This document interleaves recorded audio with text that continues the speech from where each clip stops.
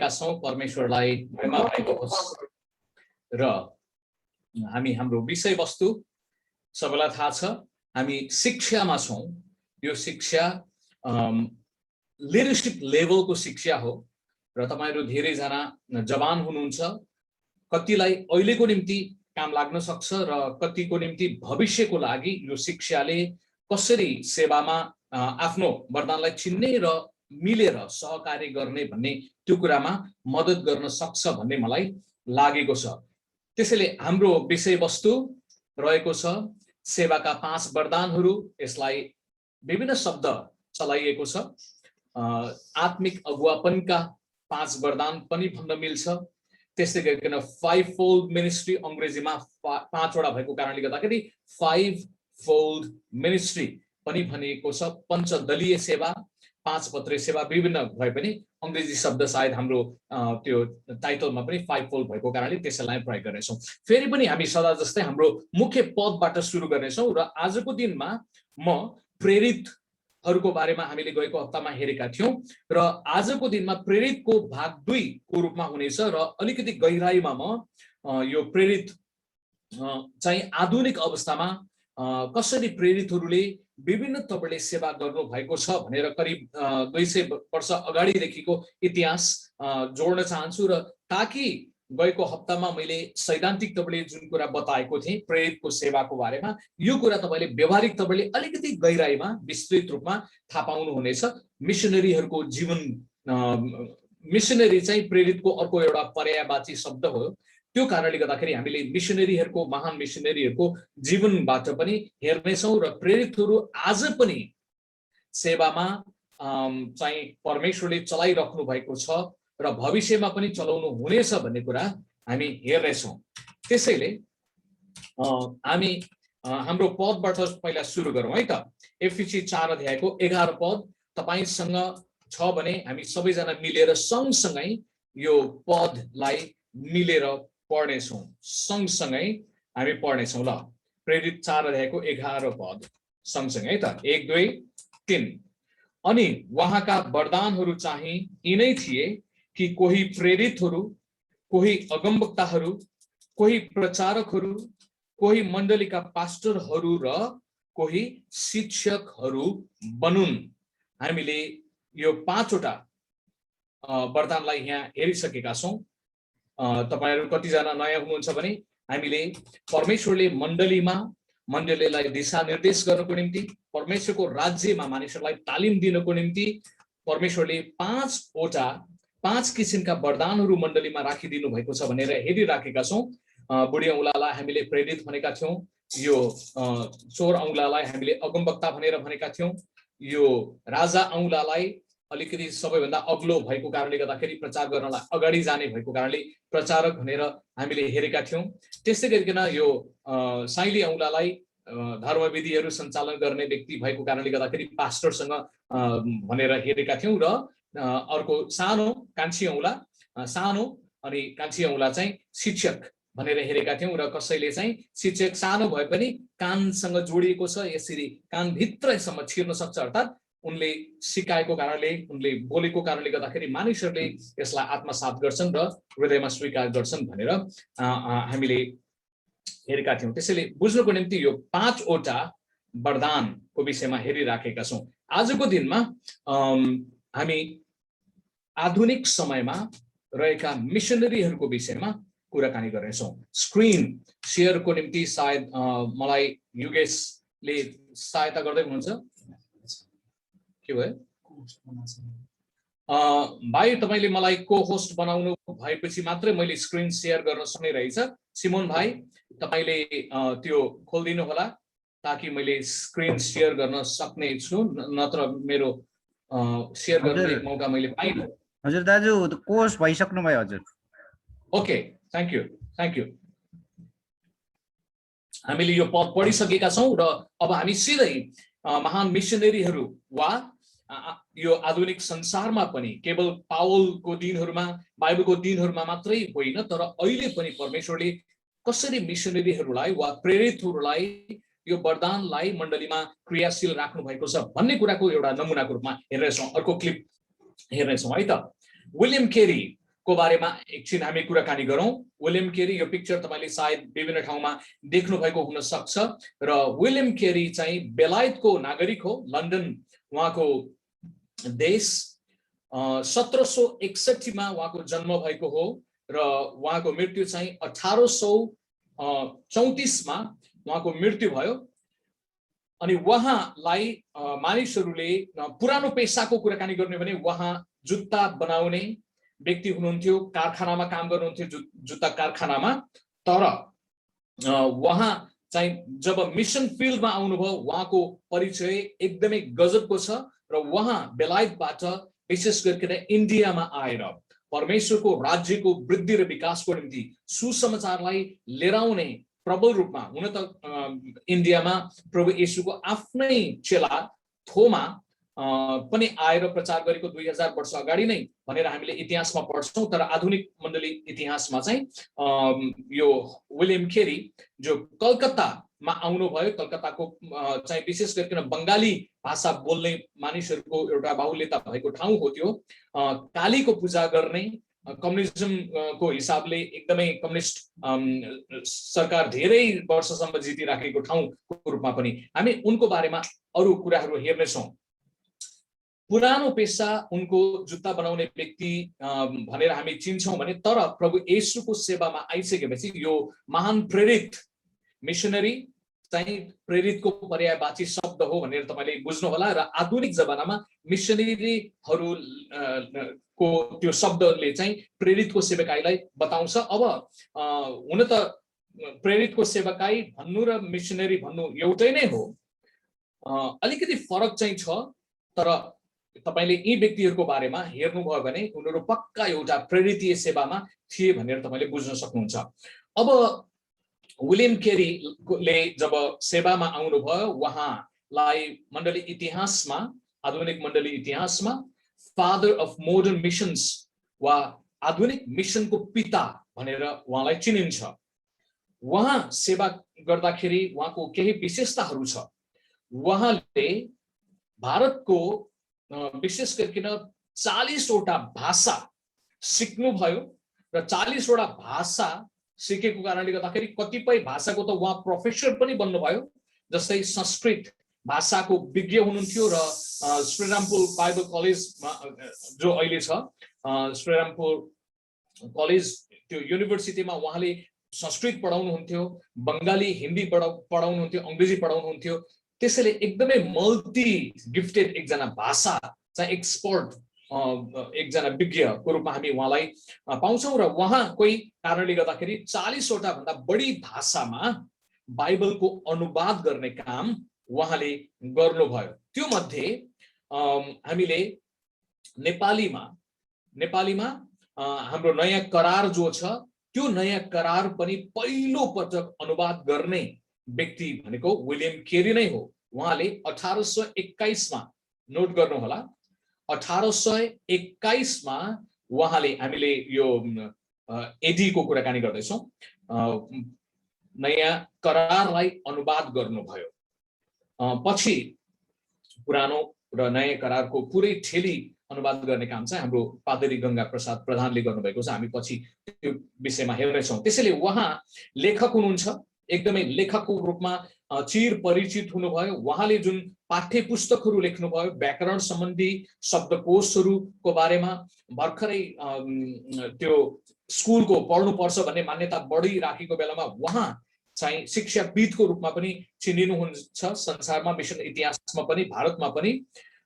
त्यसपछि उहाँले स्कुल र कलेजको लागि पनि पाठ्य पुस्तकहरू लेख्नुभयो। याद गर्नुहोस् है, मिशनरीहरू वा प्रेरितहरूकोमा एउटा मात्रै दर्शन हुँदैन, उसको ब्रड हृदय हुन्छ, ब्रड तपाईले सोच्छ र त्यो कुरा हामी यो मिशनरीमा देख्न सक्छौं। अर्को क्लिपलाई हामी हेर्नेछौँ। त्यस्तै गरिकन उहाँको एउटा ठुलो योगदान भनेको भारतमा त्यो बेलामा बैंकहरू थिएन, बैंक सुरु गर्ने श्रेय पनि यो विलियम केरीलाई नै जान्छ। त्यो बेलामा भारतमा 72-75% सम्म साउ महाजनहरूले चर्को ब्याज लिएर मानिसहरूबाट फाइदा उठाउँथे। हाम्रो देशमा पनि कहिलेकाहीँ मिटर ब्याज भनेर भन्दाखेरि धेरै प्रतिशत छ, 36% चाहिँ 32% कम्तीमा भने पनि त्यस्तो थियो। तर प्रभुको हृदय बोकेको व्यक्ति, जहाँ बाइबलमा लेखेको छ तिमीहरूले चर्को ब्याज नलगाउनु, अनि उहाँले त्यो मूल्य मान्यतालाई इन्डियामा आफ्ना विज्ञ मान्छेहरूसँग सम्बन्धित व्यक्तिहरूलाई त्यो कुरा बताउनु भयो र फाइनल्ली अन्तमा भारतको सरकारले यो कुरालाई अनुमोदन गर्यो र बैंकमा एकदमै सस्तो ब्याजमा, कम्प्यारेटिभली भनौँ न 75-72 तिर्नुको बदलीमा बैंकहरूले चार्ज गर्ने भनेको 10%, 12%, बढी भयो भने 15% चार्ज गर्ने हो। अनि त्यो कुराको आइडिया लिएर आउने व्यक्ति उहाँ हुनुहुन्छ। त्यसैले मिशनरीहरूले वा परमेश्वरको जनले केवल परमेश्वरको राज्य आत्मिक संसारको बारेमा मात्रै सोच्दैन, तर परमेश्वरले उनीहरूलाई दिनुभएको विश्वास अनुसार ब्रड सेन्सबाट सुधार, सामाजिक सुधारको निम्ति पनि उहाँले काम गर्नुभएको हामी पाउँछौँ। त्यसै गरिकन इन्डियामा पहिलो प्रेस सुरु गर्ने व्यक्ति पनि विलियम केरी नै हो। उहाँले बेलायतबाट विभिन्न तपाईँले सामान लिएर आउनु भयो र प्रेस लिएर आउनु भयो। त्यस्तै गरिकन हिन्दी र इङ्ग्लिस म्यागजिन जो भारतमा अहिले मिडिया एकदमै बढेको छ, त्यसको पहिलो मिडिया वर्कर भनेर भन्यो भने प्रेस किन्नुभयो। अनि उहाँले प्रेस सुरु गरेपछि, किनेको भन्दा पनि सुरु गर्नुभयो, त्यसपछि हिन्दी र इङ्ग्लिस म्यागजिन पनि उहाँले डेली पेपर, समाचार पत्रहरू, न्युज पेपरको रूपमा लिएर आउनुभयो। त्यस्तै गरिकन उहाँले 100 भन्दा बढी स्कुल सुरु गर्नुभयो। विशेष गरेर गरिब दुखीहरूले पनि पढ्न पाउनुपर्छ भन्ने मान्यता उहाँकोमा थियो। उहाँले स्टिम इन्जिनको कुरा जो विदेशमा प्रचलनमा आएको थियो त्यो इन्डियामा पनि हुन सक्छ भनेर त्यसलाई इन्ट्रोड्युस गर्नुभयो र रेलको बारेमा पनि इन्ट्रोड्युस गर्ने र त्यसलाई र मानिसहरू बिस्तारै प्रभुको राज्यमा, विशेष गरिकन कलकत्ता तपाईले याद गर्नुभयो भने कलकत्तालाई चाहिँ संसारको कसैले चाहिँ संसारको नरक पनि भनेर भन्थ्यो। नरक किन भन्दाखेरि गरिबीको पनि गरिबीले जगडिएको ठाउँ, अनि त्यो ठाउँमा उहाँले गरिब दुखीहरूको बीचमा आएर सेवा गर्नलाई रोज्नुभयो। त्यसैले विलियम केरी एउटा दयाको हृदय भएको समाज सुधारक, एउटा आमूल परिवर्तन गर्न चाहने व्यक्ति, बोलीबाट होइन व्यवहारबाट उहाँले त्यो कुरा गर्नुभयो। र उहाँको अर्को एउटा विशेषता चाहिँ उहाँ कृषि विज्ञ पनि हुनुहुन्थ्यो। विशेष गरिकन यो बोटानिकल सम्बन्धीमा चाहिँ उहाँको एकदमै ठुलो प्यासन थियो। उहाँले इन्डियामा त्यो बेलामा सती प्रथा थियो। सती प्रथा भनेको श्रीमान मरेपछि त्यो विधवा, चाहे भर्खरै बिहा गरेको होस् वा वृद्ध उमेरको होस्, उसले श्रीमानसँग नै आगोमा जल्नु पर्ने एउटा धार्मिक प्रथा, चलन हिन्दू धर्मशास्त्रबाट आएको कुराकानी पनि हो त्यो। र त्यो चलन जो सामाजिक रूपमा दरोसँग भइराखेको थियो त्यसको विरोध गर्नुभयो। त्यसको विरुद्धमा उहाँले शिक्षा लिएर आउनुभयो, आन्दोलन गर्नुभयो। कसैले चाहिँ हाम्रो धर्म र संस्कृतिलाई मास्ने भनेर पनि आरोप लगाए, तर पनि उहाँले आफ्नो विचार राख्नुभयो र मानिसहरूलाई सिकाउने, बेलायत सरकारलाई पनि यो कुरा कन्भिन्स गराउनुभयो। र बेलायत सरकारको पनि पहलमा भारतमा सती प्रथा अन्त गर्ने काम मिशनरीहरू, प्रभुको जनहरूले गर्नुभयो। एक प्रकारले भन्यो भने अगमवक्ताहरूको काम उखेल्ने, भत्काउने भनेर भनेको छ नि, हो त्यो भत्काउने, पुरानो सोचाइ, बेठिक विचारहरूलाई भत्काउने, उखाल्ने काम गर्नुभयो। त्यसैले यो अर्थमा उहाँलाई अलिकति अगमवक्ता पनि भन्न मिल्छ। कहिलेकाहीँ प्रेरित र अगमवक्ता मिलेर जान पनि सक्छ। त्यस्तै गरिकन उहाँले मानिसहरूलाई बिजनेस सुरु गर्नलाई उत्साह दिनुभयो।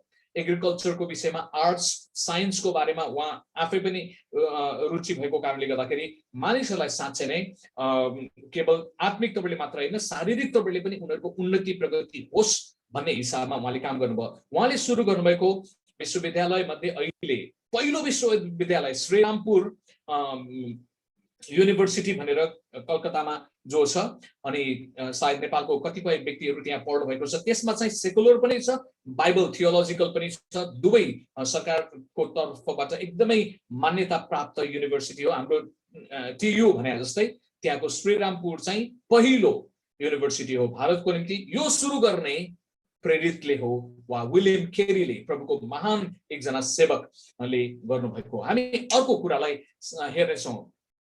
त्यस्तै गरिकन डेभिड लिभिङस्टोन को बारेमा हामी एकछिन कुराकानी गरौँ। डेभिड लिभिङस्टोन पनि एकजना महत्त्वपूर्ण आधुनिक जमानाको मिशनरी हुनुहुन्छ। हाम्रो शिक्षाको कन्टेक्स्टको कारणले गर्दाखेरि प्रेरित भनेर भनौँ। उहाँ चाहिँ मार्च 19 तारिक उहाँको जन्म भएको 1813 मा, र र 1873 मे 1 तारिकमा उहाँको मृत्यु भयो। अब उहाँलाई संसारले के को बारेमा चिन्दछ बुझ्दछ भनेर उहाँको विशेषताको बारेमा अर्को क्लिपमा हामी हेर्नेछौँ। उहाँको प्यासन चाहिँ, उहाँको समर्पण चाहिँ विशेष गरिकन अफ्रिकाको निम्ति उहाँ समर्पित हुनुभयो।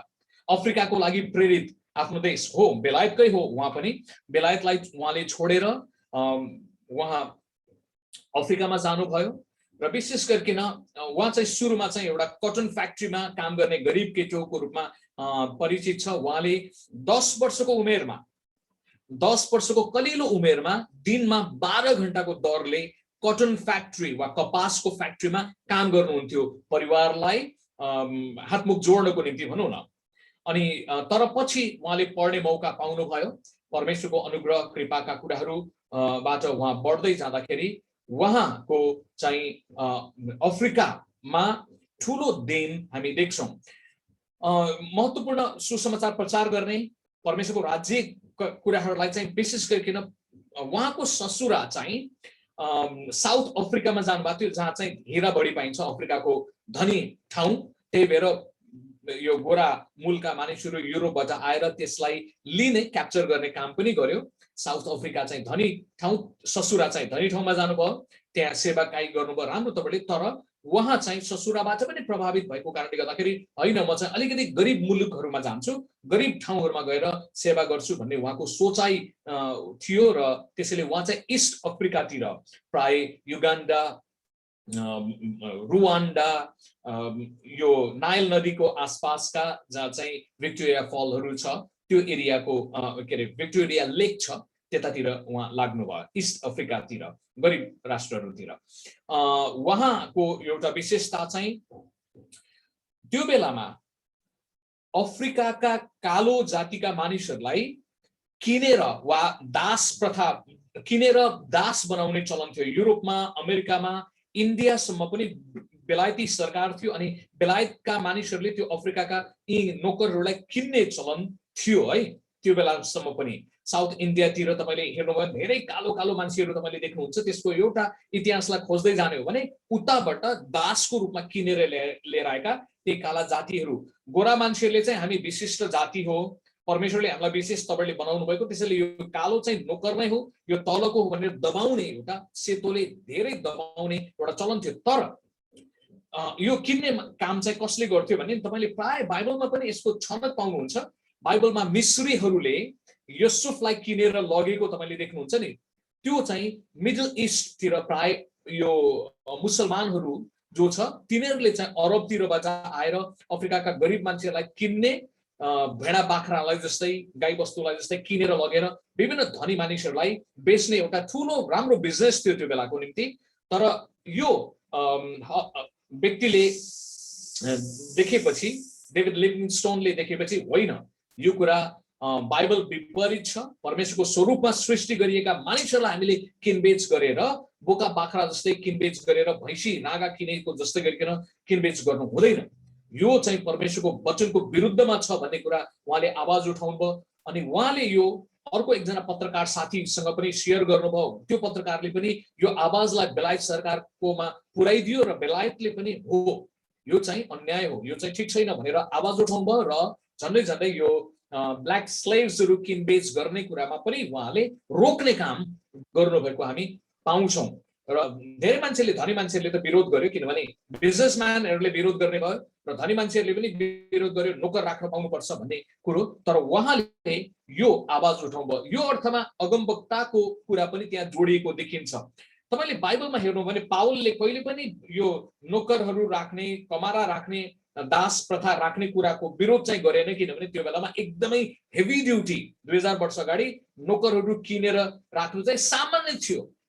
अनि त्यो कारणले गर्दाखेरि पाउलले यो विषयमा चाहिँ उनले बोलेको पाइँदैन। सुधारवादीहरूले पछि पाउलले अरू विषयमा बोलेका छन्, तर यो सुधारको कुरा चाहिँ पछि यो प्रभुको जनले बोल्नु भएको हामी पाउँछौँ।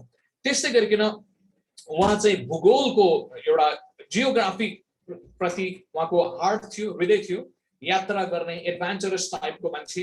अनि उहाँले चाहिँ नील नदी जो चाहिँ संसारमा नाइल नदी वा नील नदी भनेर भन्छौँ, संसारको सबैभन्दा लामो नदी जो अफ्रिकामा छ अनि त्यो नदीको स्रोत कहाँ हो भनेर पत्ता लगाउने काम पनि उहाँले गर्नुभएको र त्यसैले उहाँलाई एक प्रकारले जियोग्राफीको फिल्डमा भूगोलको क्षेत्रमा अलिकति सायद टुरिज्मको क्षेत्रबाट पनि उहाँलाई मान्छेहरूले आदर सम्मान गर्छ किनभने अफ्रिका पनि घुम्न लायकको ठाउँ छ है भनेर उहाँले गर्नुभयो। तर कतिपय क्रिटिकहरूले के भन्छन् भने आलोचकहरूले यो व्यक्ति वास्तवमा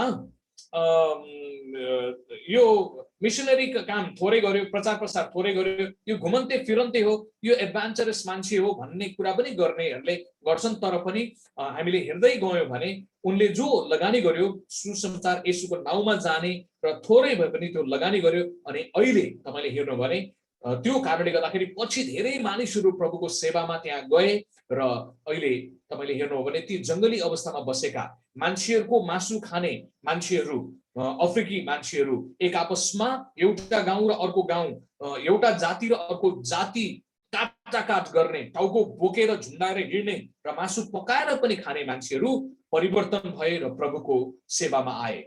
हो, उहाँको धेरै मान्छेहरू आफ्नै परिवारहरू त्यहाँ बिमारीले पनि मर्नुभयो। उहाँ आफैलाई पनि बाघले सिंहले झम्टेर उहाँको हात पनि यो अपाङ्ग जस्तो भयो। त्यो कारणले गर्दाखेरि उहाँ एउटा समर्पित व्यक्ति, उहाँ नै त्यो व्यक्ति हो जसले भिक्टोरिया लेक भनेर अफ्रिकामा जो छ त्यो नाम राखिदियो, भिक्टोरिया लेक, जहाँ चाहिँ 1.5 वर्ष अगाडि म पनि पुग्ने मौका पाएको थिएँ अफ्रिकामा। यो चाहिँ युगान्डा, रुवान्डा, केनियाको उसमा ठुलो क्षेत्र छोएको छ यो भिक्टोरिया लेकले। यो ठुलो ताल हो संसारको, माछा पाइन्छ त्यहाँ, एकदमै रमाइलो ठाउँ छ, एकदमै ठुलो। तपाईले युट्युबतिर पनि हेर्नुभयो भने छक पर्नुहुन्छ। जस यो नाम राख्ने काम चाहिँ नामकरण उहाँले गर्नुभयो किनभने बेलायतको रानी त्यो बेलामा भिक्टोरिया थियो, क्वीन भिक्टोरिया। त्यसैले रानीलाई खुसी बनाउनको निम्ति पनि क्वीन भिक्टोरिया भन्थ्यो अनि रानी पनि खुसी भयो र रानीले उसलाई सम्मान गर्यो र उसको मृत्युमा बेलायतले उच्च सम्मान, राजकीय सम्मानले यो मिसनरीलाई सम्मान गरेको हामी पाउँछौँ। मैले प्रेरितको सन्दर्भमा यो कुराकानी गरिराखेको छु। त्यसैले एउटा समर्पित त्यागी एकजना मिसनरीको रूपमा हामी देख्छौँ। अब अर्को एकजना प्रेरितको बारेमा हेरौँ। अघि हामीले हेरेको व्यक्ति अफ्रिकाको निम्ति महत्त्वपूर्ण व्यक्ति है। त्यसपछि अब अर्को एकजना मिसनरी वा प्रेरित भनौँ, डाक्टर जेम्स हडसन टेलर वा छोटकरीमा हडसन टेलर मात्र पनि भनिन्छ, तर फुल नेम चाहिँ उहाँको डाक्टर जेम्स हडसन टेलर हो। उहाँ मेडिकल मिसनरी हो, मेडिकली डक्टर हो। उहाँको प्रोफेसन स्वास्थ्यको सम्बन्धी साँच्चै नै डक्टरी, उहाँले डक्टर पढ्नु भएको। 1832 मा उहाँको जन्म भएको बेलायतमा नै र 1905 मा उहाँको मृत्यु भयो। र उहाँको विशेषता, उहाँ कहाँको निम्ति प्रेरित हुनुहुन्थ्यो भनेर हामी अर्को क्लिपमा हेर्नेछौँ। उहाँलाई मण्डली इतिहासमा, आधुनिक मण्डली इतिहासमा medical doctor, apostle to China वा मिसनरी टु चाइना भनेर चिनिन्छ। 51 वर्षसम्म उहाँले त्यो देशमा सेवा गर्नुभयो। मण्डली सुरु गर्ने विभिन्न कुराहरू छँदै त त्यो सँगसँगै उहाँको अर्को विशेषता 125 वटा भन्दा बढी स्कुल उहाँले सुरु गर्नुभयो। विशेष गरिकन गरिब दुखीहरूको बीचमा चाहिँ मानिसहरूले पढ्न लेख्न पाउनुपर्छ भन्ने उहाँको चाहना थियो। त्यस्तै गरिकन 300 भन्दा बढी, 300 प्लस मिनिस्ट्री लोकेशन्सहरू जहाँ चाहिँ मण्डली स्थापना, मेडिकल क्याम्पहरू हुन्थ्यो, ट्र्याक्स आउटरिच सेन्टरका कुराहरू थियो र उहाँले मानिसहरूलाई तालिम दिने काम पनि गर्नुभयो। त्यहाँको स्थानीय मान्छेहरूलाई पनि मेडिकल क्षेत्रमा पनि तालिम दिनुभयो, लिडरसिपमा पनि, चर्चको लिडरसिपमा पनि तालिम दिनुभयो अनि पढ्नु पर्छ भनेर उहाँले धेरै प्रेरणा दिनुभयो। त्यसैले शिक्षाको क्षेत्रमा पनि उहाँको ठुलो देन छ। केवल आत्मिक शिक्षा मात्र होइन, स्कुल कलेज पनि हुनुपर्छ, पढ्नुपर्छ, मान्छेहरू चेतनशील हुनुपर्छ भन्ने एउटा प्रेरणा दिने काम चाहिँ उहाँले गर्नुभएको हामी देख्छौँ। र उहाँको कर्मचारीहरू, स्टाफहरू चाहिँ उहाँको सेवामा काम गर्ने व्यक्तिहरू 500 भन्दा बढी त्यहाँकै। र पछि बेलायतबाट पनि उहाँले एउटा मुभमेन्ट लिएर आउनुभयो। मिसनरी हामी आफ्नो देशमा प्रभुले दिनुभएको आशिषलाई मोटो भेडा भएर बस्नु मात्रै हुँदैन, हामी विदेशमा गएर प्रभुले भन्नुभयो जस्तै गरेर हामीले मान्छेलाई सुसमाचार सुनाउनु पर्छ भनेर त्यो प्रेरणा दिनुभयो र उहाँकै कारणले गर्दाखेरि चाइना इनल्यान्ड मिसन भन्ने मण्डली इतिहासमा तपाईले पाउन सक्नुहुन्छ। चाइना इनल्यान्ड मिसन भन्ने एउटा अभियान सुरु गर्नुभयो र पछि धेरै मिसनरीहरू चाइनामा गएर एउटा सेवा गर्ने काम गर्नुभयो। विरोध थियो कहिलेकाहीँ बुद्धिस्ट धर्म भएको ठाउँमा, ओइ तिमीहरूले यो कहाँबाट ल्यायो, कहिलेकाहीँ कम्युनिस्टहरूले विरोध गरे, कहिलेकाहीँ त्यहाँ जातीय तपाईँले हाम्रो संस्कृति मास्न आयो भनेर ठुलो सङ्घर्ष उहाँले गर्नुभयो। कहिलेकाहीँ भाग्नु परेको पनि अवस्था छ, तर पनि उहाँ लगातार प्रभुको सेवामा गर्नुभयो। 51 वर्षसम्म चान्चुने सेवा होइन, उहाँ त्यसरी नै प्रभुको देशमा जानुभयो। त्यसैले आज पनि मिसनरीहरू वा प्रेरितको सेवा भएका मान्छेहरू हामी देख्न सक्छौँ। उहाँलाई एउटा सुधारवादीको रूपमा पनि भनेर मण्डली इतिहासले चिनेको छ, सुधारवादी, सामाजिक सुधार। अब त्यस्तै गरिकन अहिलेको कुरा चाहिँ हामीले अलिक अगाडिको कुरा हेरेका थियौँ भने यो अर्को 20औं शताब्दीको कुराकानी गर्ने हो भने चाहिँ बिल ब्राइट एकजना महत्त्वपूर्ण व्यक्ति। गएको हप्तामा पनि मैले थोरै चर्चा गरेको थिएँ, तर आज अलिकति जुम इन भन्छौँ हामी मिडियाको भाषामा, अलिकति गहिराईमा उहाँको बारेमा हेर्नेछौँ। 1921 मा उहाँको जन्म भएको हो र उहाँको मृत्यु 2003 मा चाहिँ उहाँको मृत्यु भएको। उहाँ के को निम्ति संसारमा चिनिनुहुन्छ? उहाँको सेवालाई हेर्ने भने उहाँ पास्टर होइन, उहाँ अगमवक्ता पनि खासै होइन, उहाँ प्रचारकको एउटा प्यासन भएको तर प्रेरितीय सेवामा परमेश्वरले गजबले दर्शन दिनुभएको, बोलाउट दिनुभएको एकजना व्यक्ति। उहाँको अरू विशेषतालाई हामी हेर्नेछौँ। उहाँ चाहिँ अब अमेरिकन नागरिक हुनुहुन्थ्यो। पहिला अघि हामीले हेरेका व्यक्तिहरू विलियम केरीहरू, हडसन टेलरहरू व्यक्तिहरूलाई जो हेऱ्यौँ उहाँहरू चाहिँ बेलायतको हुनुहुन्थ्यो भने अब अमेरिकामा पनि त्यो मिसनको लहर मुभमेन्टका कुराहरू बढ्न थाल्यो। उहाँलाई चाहिँ क्याम्पस क्रुसेड को संस्थापकको रूपमा मान्छेहरूले चिन्छन्। CCC campus crusade for Christ को फाउन्डर हो उहाँ। उहाँले त्यो संस्थालाई, त्यो आदरणीय संस्थालाई, प्रेरितीय संस्थालाई 1951 मा सुरु गर्नुभयो। तपाईले याद गर्नुभयो भने झन्डै नेपालमा त्यो प्रजातन्त्र 2007 साल जो त्यो भयो त्यसको समयतिर नै त्यो देखिन्छ। र उहाँको विशेष गरिकन दर्शन चाहिँ के थियो भने परमेश्वरले दिनुभएको विद्यार्थीहरूलाई आज तिमीले जित्यौ भने, कलेजमा युनिभर्सिटीमा पढ्ने विद्यार्थीलाई आज तिमीले जित्यौ भने तिनीहरूलाई संसारमा प्रभावशाली एउटा ठाउँमा तिमी पुर्याउन सक्छौ। यो गजबको चीज विद्यार्थीहरूको बीचमा फोकस थियो। उहाँले 100 भन्दा बढी किताबहरू लेख्नुभयो, मोर देन 100 बुक्स। अनि त्यो चाहिँ मण्डलीलाई सिकाउने, अर्थी उपदेश दिने, बलियो बनाउने र प्रचार कसरी गर्ने भन्ने विषयमा पनि थियो। उहाँको सबैभन्दा प्रख्यात पुस्तक धेरै मान्छेले चिनेको, तपाईले क्याम्पस क्रुसेडमा काम गर्ने व्यक्तिहरूलाई भेट्नुभयो भने 4 आत्मिक नियम भन्ने एउटा सानो पुस्तिका छ। उहाँले त्यो 1952 मा लेख्नु भएको हो र त्यो चाहिँ छोटो समयमा ईसाईलाई सुसमाचार सुनाएर कसरी ऊ पापमा छ र परमेश्वरले उसलाई प्रेम गर्नुहुन्छ र अब प्रभु येशूलाई ग्रहण गर्ने भन्ने कुरासम्म सिकाउने 5 मिनट भित्रमा पनि वा 5 घण्टा भित्रमा वा 1 घण्टा कति हुन्छ छोटो समयमा, जस्ट विदिन सर्ट टाइममा। विशेष गरिकन कहिलेकाहीँ त उहाँको लक्ष्य त 10 मिनट भित्रमा, 5 मिनट भित्रमा पनि त्यस्तो लक्ष्य प्रकारको थियो र यसलाई बयान गरेर धेरै हजारौं मानिसहरूले प्रभु येशूलाई ग्रहण गरेका छन्। क्याम्पस क्रुसेड चाहिँ यो 4 आत्मिक नियमको निम्ति एकदमै राम्रो संस्था छ। बिल ब्राइट आफै पनि प्रचारक, एउटा इभान्जेलिस्टिक प्यासन भएको कारणले गर्दाखेरि क्याम्पस क्रुसेड संस्था सुरु गर्नुभयो र हजारौं मानिसहरू क्याम्पस क्रुसेडमा आए र तिनीहरूले बिल ब्राइटको त्यो अभिषेक चाहिँ प्राप्त गरेको छ। याद गर्नुहोस् है एउटा शब्द, तपाई प्रेरितको संगतमा लाग्नुभयो भने प्रेरितको अभिषेक तपाईकोमा वा त्यो डीएनए, त्यो गुण तपाईमा सर्न सक्छ। म नेपालमा र संसारभरि क्याम्पस क्रुसेडमा काम गर्ने व्यक्तिहरूलाई हाईली इभान्जेलिजमको निम्ति रेकमेन्ड गर्छु। कहिलेकाहीँ मलाई चाहिँ प्रचार प्रसार गर्नलाई बोलाउनुहुन्छ, नयाँ मान्छेलाई सुसमाचार सुनाइदिनु, शेयर गर्नुहोस्, म सक्दिनँ। म अलिक कडा स्वभावको प्रचारक हुँ, त्यसैले कडा स्वभावको प्रचारकलाई बोलाएर हुँदैन। त्यसैले राम्रा स्वभावका, राम्रो प्रचारकहरूलाई चाहिँ बोलाउनु छ भने तपाईले क्याम्पस क्रुसेडमा काम गरेका व्यक्तिहरू जो छन् वर्षौंदेखि लागि परेका ती व्यक्तिहरूलाई तपाईले सिफारिस गर्दाखेरि राम्रो हुन सक्छ। हाम्रो चितवनमा मलाई प्राय कतिपय चर्चहरुमा लौ न यो इभान्जेलिस्टिक मिटिङमा तपाईले बोल्दिनुस् भन्दाखेरि वा शेयर गर्दिनुस् भन्दाखेरि मैले त्यो कुरालाई इन्कार गर्छु, म जान्न।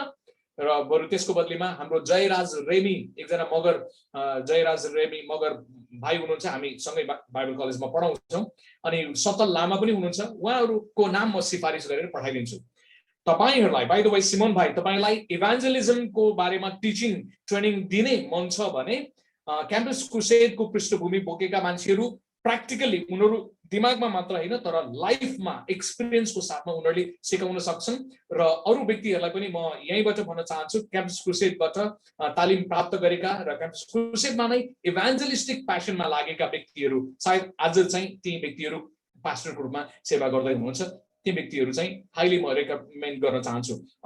चितवनकै कुराकानी गर्ने भने Jayraj Remi Magar how to do evangelism भन्ने कुरामा एकदमै राम्रो हुनुहुन्छ। सतल लामा हाम्रो भाइ पनि हुनुहुन्छ, तपाईले उहाँहरुसँग सम्पर्क गर्न सक्नुहुन्छ।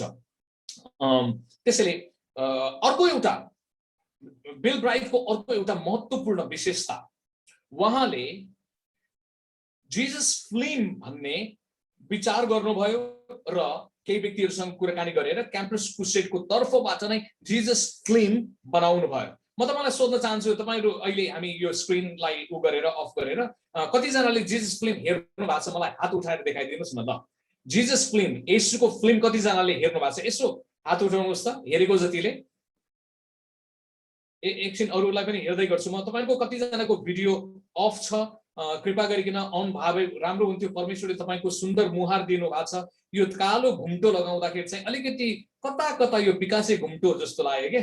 हुन त हाम्रा मुसलमान साथीहरुले महिलाहरुले घुम्टो लगाउने चलन छ, तर हाम्रा पुरुष साथीहरुले पनि त्यहाँ कालो घुम्टो लगा जस्तो लाग्यो। हेरौँ न जीसस फिल्म कति जनाले हेर्नु भएको छ? Okay good. राम्रो छ भनेर, राम्रो छ भन्दाखेरि यस्तो दिनुस्, राम्रो छ, मन पर्यो त मलाई। गुड।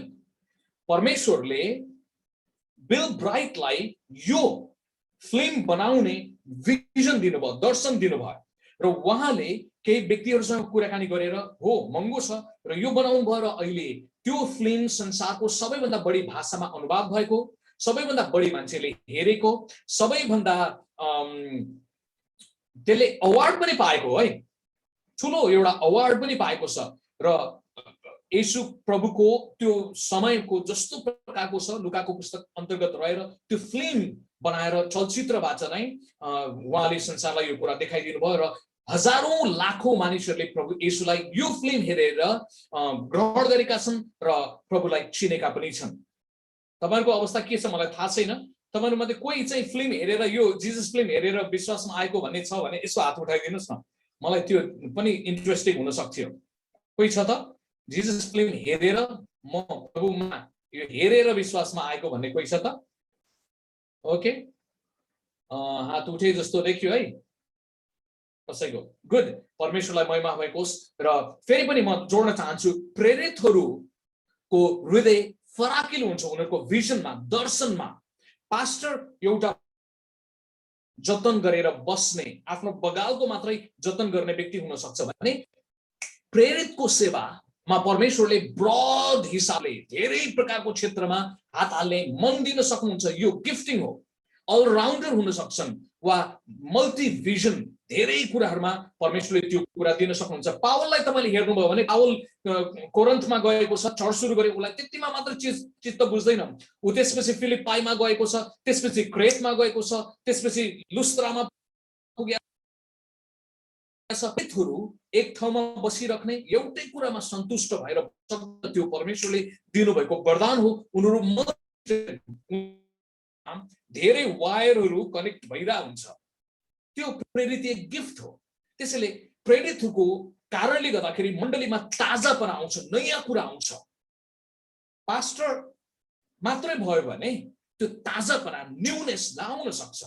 त्यसैले हामीलाई अगमवक्ता चाहिन्छ, प्रेरित चाहिन्छ, प्रचारक चाहिन्छ, शिक्षकहरू चाहिन्छ। विभिन्न ताजापना मण्डलीलाई फ्रेश बनाउनको निम्ति विभिन्न दान वरदानहरू चाहिन्छ। विशेष गरेर प्रेरितहरूकोमा र अगमवक्ताकोमा नै नयाँ फ्रेशनेस, ताजापना, अभियानहरू लिएर आउन सक्ने क्षमता हुन्छ, किनभने परमेश्वरले उनीहरूलाई त्यसैको निम्ति बोलाउनु भएको हो। कोही पावल जस्तो धेरै ठाउँहरूमा गएर सेवा गर्ने हुन्छन्, कोही पत्रुस जस्तो इसाईहरूको बीचमा मात्रै। र हामीले यो कन्टेक्स्टमा के हेर्दैछौँ भने कोही विदेशमा गएर आफ्नो ठाउँ छोडेर अरू ठाउँमा गएर मिसनरी बने, प्रेरितको सेवा गरे, कोही चाहिँ आफ्नै एरियामा पनि भनेर हेर्छौँ। बिल ब्राइटको सवालमा उहाँ मूलतया अमेरिकामा बस्नुभयो, संसारको विभिन्न ठाउँमा यात्रा गर्नुभयो, तर उहाँले जुन संस्था सुरु गर्नुभयो त्यो चाहिँ चर्चसँग मिलेर काम गर्ने संस्था हो, जसलाई प्यारा चर्च अर्गन भनिन्छ। प्यारा चर्च अर्गनाइजेसन शब्द याद गरिराख्नुहोस् है त। प्यारा चर्च अर्गनाइजेसन भनेको त्यो क्रिस्चियन संस्था हो जसले आफ्नो प्रोजेक्ट आफ्नै मात्रै ढङ्गले गर्दैन, तर विभिन्न पृष्ठभूमिका चर्चहरूसँग मिलेर, त्यो साम्प्रदायिक हुँदैन। उसले एजी मात्र भन्दैन, उसले एनसीएफ मात्र भन्दैन, उसले अगापे मात्र भन्दैन, ब्याप्टिस्ट मात्र भन्दैन, ऊ नन डिनोमिनेसनल भएर ब्रड साम्प्रदायिक झण्डा नबोक्ने तर येशूको झण्डा बोकेर ब्रड हृदय लिएर उसले सेवा गर्छ र उसले मानिसहरूलाई ब्रड हृदय लिएर असम्प्रदायिक हुनुपर्छ भन्ने कुरा पनि सिकाउँछ। अब कहिलेकाहीँ सम्प्रदायसँग मिलेर काम गर्नुपर्छ, तर पनि ती व्यक्तिहरूको हृदयमा चाहिँ साम्प्रदायिक आत्माले चाहिँ राज गरेको हुँदैन। अर्थात् मेरो सम्प्रदाय मात्र राम्रो, अरूको नराम्रो भन्ने विचार यो प्यारा चर्च अर्गनाइजेसनमा काम गर्ने व्यक्ति वा यस्ता सुरुवातकर्ताहरूमा हुँदैन। र त्यस्तो संस्थामा काम गर्ने लामो समयसम्म ऊ साम्प्रदायिक छ भने केही गडबड भयो उसकोमा, त्यो कसरी, त्यो चाहिँ अचम्मको कुरा मान्नुपर्छ। जोस् बिल ब्राइटमा नै हामी जाउँ है त। बिल ब्राइटको विशेषता, उहाँले जिजस फिल्म सुरु गर्नुभयो र जिजस फिल्मको कारणले गर्दाखेरि धेरै मान्छेहरू एकदमै आशिषित भए। अनि उहाँको अर्को एउटा कुरा चाहिँ 191 भन्दा बढी देशमा यो अहिले क्याम्पस क्रुसेड भन्ने संस्था छ र सारा संसारमा यो संस्थाले सेवा गरेको छ। विशेष गरेर विद्यार्थीहरूको बीचमा, कलेज पढ्ने विद्यार्थीहरूको बीचमा सेवा गर्नलाई प्रेरितहरू उहाँले उत्पादन गर्नुभयो। अनि यो आशिषको कुरा हो। 26,000 भन्दा बढी स्टाफहरू उहाँको यो संस्थामा काम गरिराख्नु भएको छ प्रभुको सेवामा। 26,000 भन्दा बढी भनेपछि संसारको एउटा one of the biggest Christian organisation हो र मण्डलीसँग मिलेर सेवा गर्ने एउटा महत्त्वपूर्ण व्यक्ति। 1979 मा चाहिँ यो जिजस फिल्म उहाँको क्रुसेडको तर्फबाट बनाउनु भएको थियो र हामी उहाँबाट क्याम्पस क्रुसेडबाट धेरै आशिष भएका छौँ। म फेरि पनि जोड्न चाहन्छु, नेपालको मण्डली इतिहासमा पनि क्याम्पस क्रुसेड भन्ने संस्थाको सुरुवाती दिनहरूमा एकदमै ठुलो महत्त्वपूर्ण देन रहेको छ। अहिले तपाईले जति पनि वृद्ध उमेरका पास्टर अगुवाहरू देख्नुहुन्छ, क्याम्पस क्रुसेडको चाहे 3 दिनको तालिम होस्, चाहे 1 महिनाको तालिम होस्, वा त्यो अगुवापनबाट प्रभावित भएर उहाँहरू सेवामा लाग्नुभयो। अहिले पनि क्याम्पस क्रुसेडले सेवा गरिराखेको छ आफ्नो ठाउँमा। सबैभन्दा ठुलो प्रमाणलाई तपाईले हेर्नु भने अहिले हाम्रो बीचमा आदरणीय पास्टर मङ्गलमान महर्जनज्यू हुनुहुन्छ। उहाँ पनि क्याम्पस क्रुसेडको एउटा फल, उहाँको फल हो। क्याम्पस क्रुसेडमा उहाँले तालिम गर्नुभयो, हुर्कनुभयो। क्याम्पस क्रुसेडले नै उहाँलाई एउटा अगुवा अहिलेको अवस्थामा हुनको निम्ति क्याम्पस क्रुसेडको पनि ठुलो देन छ। त्यसैले प्रेरितहरूले अगुवाहरू निर्माण गर्छन्। आमेन। प्रेरितहरूले म मात्रै गर्छु भनेर कहिले पनि भन्दैन। साँचो प्रेरितले जहिले पनि अरू अगुवाहरूलाई निर्माण गर्ने, बलियो बनाउने र उसलाई जिम्मा दिएर आफू अर्को ठाउँमा जाने काम गर्छ। यो खुलापना उसकोमा हुन्छ। कहिलेकाहीँ नक्कली प्रेरितहरूले म मात्रै बढ्नुपर्छ, मैले मात्र गर्नुपर्छ, मेरो मात्र संस्था भन्ने सोचाइ राख्छ र उसले म प्रेरित हुँ भनेर धाक लगाउने काम गर्छ। र मलाई लाग्छ आजभोलि स्वघोषित प्रेरितहरू पनि आउन थालेका छन्। मलाई लाग्छ त्यसो जवान व्यक्तिहरूले त्यो गर्न आवश्यक छैन। अरूले भनिदियोस् न उहाँ प्रेरितको सेवाकाईमा, त्यो यसो भन्न सक्ला ऊ त्यो व्यक्ति प्रेरितीय सेवाकाईमा छ भन्न मिल्छ। म प्रेरित हुँ भनेर यो धाक लगाउँदै हिँड्ने कुरा चाहिँ मलाई ठिक लाग्दैन। त्यसैले हो, प्रेरितको सेवामा प्रभुले आज पनि मान्छेलाई बोलाउन सक्नुहुन्छ। अर्को क्लिपलाई हेरौँ है त। त्यस्तै गरिकन अर्को यो 20औं शताब्दीको निम्ति परमेश्वरले चुन्नु भएको अर्को एउटा महत्त्वपूर्ण प्रेरितको सेवा वा मिशनरीको रूपमा, एउटा मुभमेन्ट अभियानकर्ताको रूपमा हामीले लरेन कनिङहम भन्ने एकजना व्यक्तिलाई देख्छौँ। उहाँ अमेरिकी नागरिक हुनुहुन्छ। उहाँको जन्म जुन 30 तारिक 1935 मा भएको अमेरिकाकै उहाँ व्यक्ति हुनुहुन्छ र उहाँ जीवित हुनुहुन्छ, उहाँको मृत्यु भएको छैन। अहिले पनि वृद्ध उमेरमा उहाँले सेवा गरिराख्नु भएको छ। उहाँलाई के को रूपमा मान्छेले चिन्छन्, उहाँको प्रभाव संसारमा के छ, यो विषयमा हेरौँ। उहाँलाई संसारले YWAM को founder, youth with a mission को फाउन्डर को रूपमा मान्छेले चिन्छन्। 1960 मा 1960 मा उहाँले स्विजरल्यान्डबाट यो सेवाकाई सुरु गर्नुभयो। अर्को एउटा जानकारी पनि दिउँ, उहाँकोमा डबल नागरिकता छ। स्विजरल्यान्डको पनि नागरिक हो उहाँ, स्विजरल्यान्डमा पनि उहाँको घर छ र अमेरिकामा पनि उहाँको घर छ। कहिलेकाहीँ अमेरिका र स्विजरल्यान्डले चाहिँ के गर्छ भने, यदि मानिसहरू साँच्चै आदरणीय छन्, शान्तिको मान्छे छन्, तिनीहरूबाट राष्ट्रलाई कुनै घाटा हुँदैन, बरु राम्रो नै गर्छ भने त्यस्तो मान्छेलाई डबल नागरिकता दिने चलन चाहिँ स्विजरल्यान्डमा पनि छ, अमेरिकामा पनि छ। त्यसैले सजिलैसँग यताउति उहाँ गर्नुहुन्छ। धेरै जसो अमेरिकामा बस्नुहुन्छ, संसारमा एकदमै यात्रा गर्ने व्यक्तिको रूपमा उहाँ हुनुहुन्छ। यो बुढेसकालमा पनि उहाँले यात्रा गरिराख्नु भएको छ। तपाईलाई एउटा नयाँ शब्द चाहिँ म इन्ट्रोड्युस गरौँ। मैले त्यहाँ एमके र पीके भनेर राखेको छु। उहाँ चाहिँ एमके र पीके दुवै ब्याकग्राउन्डको व्यक्ति हुनुहुन्छ। एमके भनेको अमेरिकन स्ल्याङ वर्ड हो, यो अमेरिकन स्ल्याङ वर्ड। त्यो भनेको मिसनरी किड, प्रभुको सेवा गर्नेहरूको बच्चाहरूलाई एमके भन्ने छ। वा पीके भनेको पास्टर किड हो, पास्टरको छोराछोरीहरूलाई पीके भनेर अमेरिकामा त्यो स्ल्याङ वर्ड हो। खासै नराम्रो अपमानजनक होइन। एमके र पीके, आइम एमके आइम पीके भनेर मान्छेहरूले भन्न सक्छन्। अर्थात् उहाँ 3 पुस्ताको, उहाँको बाजेदेखि सेवामा हुनुहुन्थ्यो, उहाँको बुवा पनि पास्टर हो, अनि यात्रा गर्ने मिसनरीको रूपमा पनि यात्रा गर्ने पास्टर पनि त्यो अवस्था भएको कारणले गर्दाखेरि उहाँको चर्च चाहिँ एओजी, एसेम्ब्लिज अफ गड चर्चको पृष्ठभूमिको व्यक्ति हुनुहुन्छ। परमेश्वरले उहाँलाई जवान र टिनेजहरूको बीचमा सेवाकाई गर्ने एउटा दर्शन दिनुभयो। याद गर्नुहोस्, भिजन सबैको बेग्ला बेग्लै हुन सक्छ। कोही व्यक्तिको अफ्रिकाको निम्ति थियो, कसैको निम्ति चाइनाको निम्ति, कसैलाई कलकत्ताको निम्ति थियो भनेर हामीले अघि हेरिसकेका छौँ। अब यो चाहिँ सारा संसारको जवानहरूको लागि उहाँकोमा भिजन थियो। कुनै देश, पार्टिकुलर देश भन्दा पनि सारा संसारको जवानहरूको विषयमा। उहाँ 5 वटा पुस्तकको लेखक पनि हुनुहुन्छ। अहिले संसारमा उहाँले युनिभर्सिटी अफ द नेशन्स भन्ने एउटा विश्वविद्यालय छ, हवाईमा छ। प्राय जसो YWAM को ट्रेनिङ गरेका मान्छेहरू DTS बाट सुरु हुन्छ ट्रेनिङ, तर अपर लेभल चाहिँ युनिभर्सिटी हवाईमा छ। विभिन्न विधाको, संसारको जति पनि विधाका कुराहरू छन्, त्यो विधा बिब्लिकलदेखि बाहिर सेकुलरसम्मको त्यो कलेजमा पढाइ हुन्छ। 1978 मा यो कलेजलाई, युनिभर्सिटीलाई उहाँले हवाईमा सुरु गर्नुभयो। अर्को क्लिपलाई हेरौँ है त। YWAM को 3 वटा यो प्रेरित जसले सेवाकाई सुरु गर्नुभयो, अनि उहाँको हृदयमा 3 वटा फोकस थियो संसारभरिको लागि नै। नम्बर 1 मा थ्रीफोल्ड मिनिस्ट्री अफ YWAM, वा 3 पत्रे सेवा भनौँ न, YWAM ले गर्ने 3 वटा सेवा चाहिँ। एउटा चाहिँ ट्रेनिङ हो, 5 महिनाको यस ट्रेनिङ हुन सक्छ। त्यसपछि युनिभर्सिटी लेभलसम्मको छ।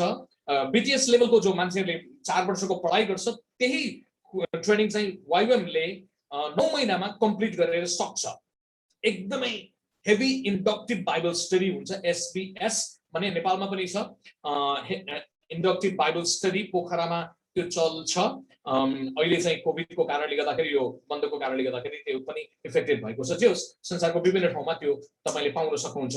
त्यस्तै गरिकन मर्सी मिनिस्ट्री वा सोशल मिनिस्ट्री, सोशल सर्भिस पनि YWAM को एउटा महत्त्वपूर्ण कुरा हो। चिल्ड्रेन होम होला, ओल्ड होम होला, हस्पिटल होला, नेचुरल डिजास्टरहरू आउँदाखेरि, प्राकृतिक प्रकोप पर्दाखेरि पानी जहाजहरू छ, त्यसबाट यात्रा गर्ने र यसरी सेवा गर्ने काम भइराखेको छ। संसारभरि यो सेवा भइराखेको छ। अर्को कुरा, तेस्रो पक्ष, इभान्जलिजम वा सुसमाचार प्रचार प्रसार र मण्डली स्थापनामा पनि YWAM चाहिँ लागिराखेको छ। एकदमै महत्त्वपूर्ण कुरा।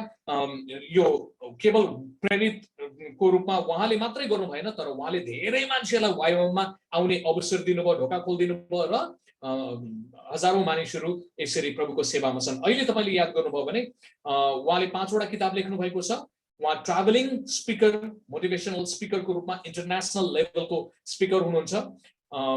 अनि 40,000 भन्दा बढी स्वयंसेवकहरू यो YWAM मा आबद्ध छन्, काम गरिराखेका छन्। तपाईलाई जानकारी दिउँ, म पनि YWAM मा गएको करिब 38 वर्ष हुन लाग्दैछ वाइबीएममा सेवा गरिराखेको परमेश्वरको जवानहरूको बीचमा ट्रेनिङ र मिडिया चाहिँ मेरो प्यासन हो त्यसैले प्राय जसो टिचिङको कुरामा म लागिराखेको छु आजको यी दिनहरूमा चाहिँ फाइभफोल्ड मिनिस्ट्रीको टिचिङ चाहिँ अलि बढी मेरो प्यासनेट विषय भएको छ 50,000 भन्दा बढी विद्यार्थीहरू हरेक वर्ष वाइबीएममा आउँछन् र ट्रेनिङ गरेर उनीहरू आफ्नो ठाउँमा जान्छन् 50 देखि 2 लाख सम्म हो खास कम्तीमा पनि 50,000 2 लाख सम्म व्यक्तिहरूले तालिम गरेर त्यसैले लरेन्ट कनिङहमको कारणले गर्दाखेरि त्यो प्रेरितको कारणले गर्दाखेरि अहिले प्रेरितीय संस्था छ र प्रेरितीय संस्था वाइबीएमको कारणले गर्दाखेरि हजारौं मानिसहरूले प्रभुलाई चिन्ने बुझ्ने मौका पाएका छन् र प्रभुको राज्यमा आइराखेका छन् त्यसैले प्रेरितहरूको जमाना गयो भनेर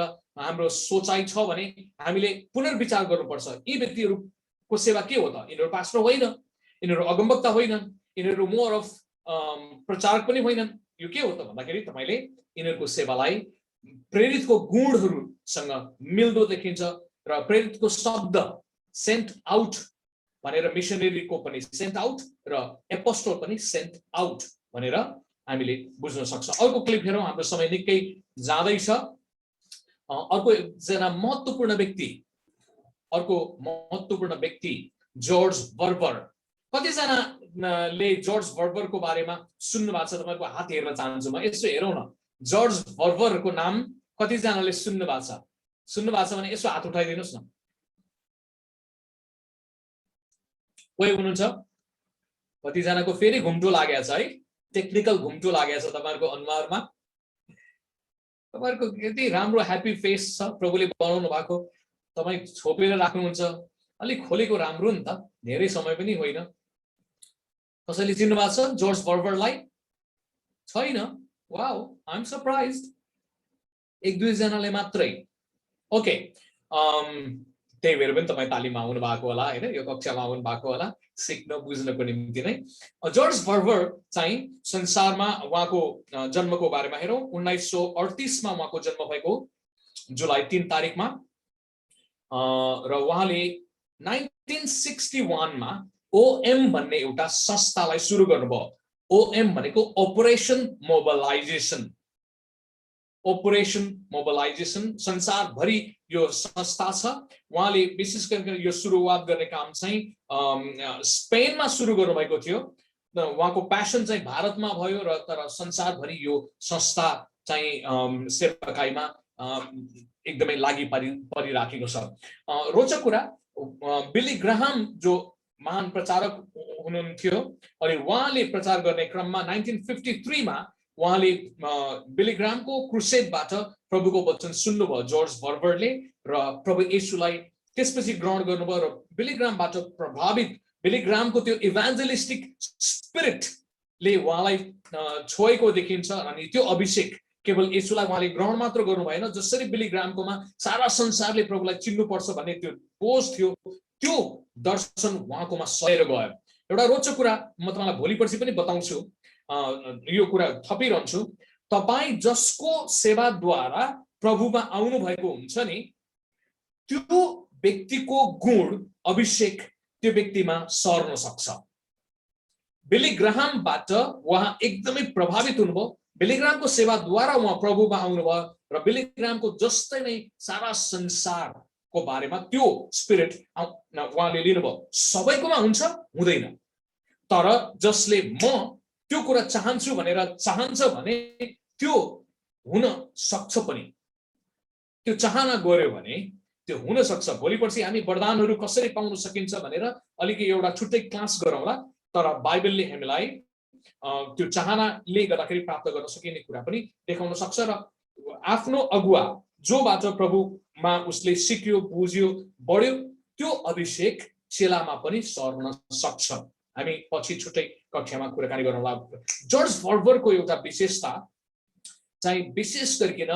पुस्तक प्रकाशन गर्ने पुस्तकहरू बेच्ने र क्रिस्चियन साहित्य भनौँ न क्रिस्चियन साहित्य यसबाट पनि हामीले प्रभुको बारेमा चिन्न बुझ्न शिक्षा ज्ञानमा बढ्न सक्छौं भन्ने उहाँको ठूलो प्यासन त्यो ट्र्याक्सहरू डिस्ट्रिब्युसन गर्ने अनि नेपालमा पनि यो ट्र्याक्सहरू डिस्ट्रिब्युसन गर्ने काम ओएमले गरिराखेको छ मैले पहिलो पटक बनाएको मेरो दृष्टि जाँच नगर्ने भन्ने ट्र्याक्स ओएमले मलाई लाग्छ अहिले 25 वर्ष भयो धेरै उहाँले छापेर त्यो डिस्ट्रिब्युट गर्नुभयो।